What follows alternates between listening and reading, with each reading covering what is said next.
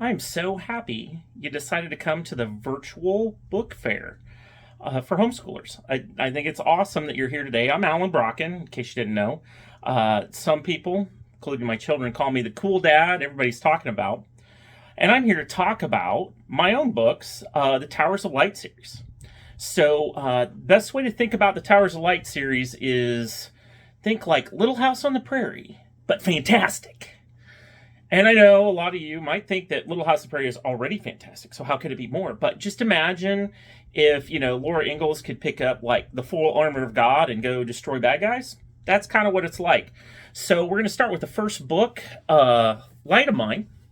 And this is a story about three kids and their parents, and their parents get this idea that or their father actually gets this idea that there's just some darkness creeping in and they need to build the Tower of Light, which is filled with their faith to keep the darkness at bay.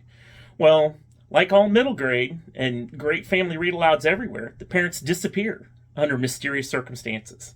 Because, it's not a middle grade story if the parents are around. So they disappear, and now the kids are left to handle the not so exciting adventure of making breakfast on the frontier. Now, this is complicated, and eventually the kids go to get some help at church. And when they get to church, there's a new guy in charge, and something's off. They're getting a lot of fake news. So the kids have to go back to the good book to see what's right and true. And so the rest of the story kind of goes through and works that out, works out who's true, who's trustworthy. And in the end, with the kids, with their faith, they win out. Of course, because it's middle grade and it's a series, they got to win out.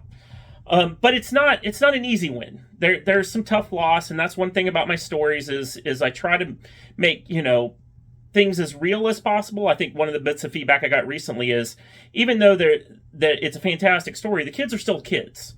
They have tough times and they're sad. They have great times and they feel good. But we try to be real honest about things that God is not some cosmic vending machine. Well, then in the second book, Still Small Voice, the kids have to learn to listen to their conscience, which doesn't seem to be too hard, right? They've kept the Tower of Light shining.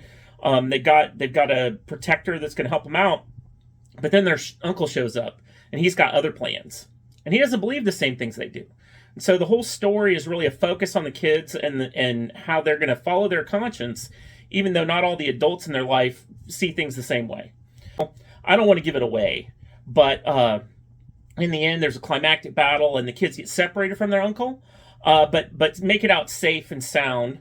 To go on to our next book, which is Fear No Evil. And Fear No Evil is really kind of what it sounds like. The kids get separated from each other. They're lost and alone in a valley of darkness. And they got to reach deep for their faith to fear no evil. Now, I know some of you out there are moms, and you might be wondering, whatever happened to mom? Well, in this book, spoiler alert, kids save mom, which leads us to the last book that's in print, Armor of God. And their father has become the Dark One's champion, and they need to go gather up the armor of God before it's too late. So I'm not going to give you spoilers there, but this was a really tough book to write because I brought mom back into the story. And so it's really tricky to bring her back in and not have her take over everything.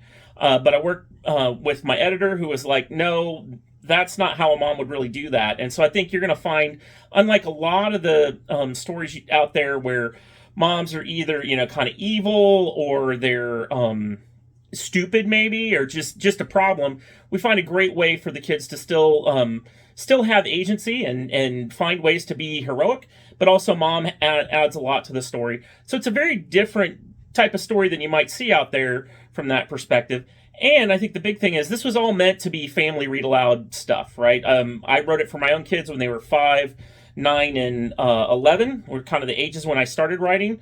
But the other thing to note is if family read aloud is not exactly what you're looking for and you're looking for curriculum, you can find the Light of Mine unit study. It's a 4-week study with a lot of different stuff. We've got coloring pages, activity pages, Bible verses, and reading comprehension. So like there's a daily reading and you can kind of ask questions of vocabulary. We also have that for book 2, Still Small Voice. So if you're looking to fill up in your homeschool curriculum and looking to fill up a couple months worth of reading, we've got that. And over the next, maybe 6-9 months, we'll be putting out other unit studies and things. And finally, just to close it out, I want to let you know we do have this on audio. I know that sometimes children struggle with reading on the page, and it's better to have them hear it. And so we've got this available on audible.com, the first 2 books, Light of Mine and Still Small Voice.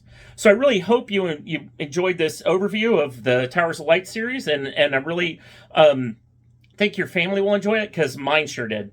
Talk to you later. Thanks. Bye.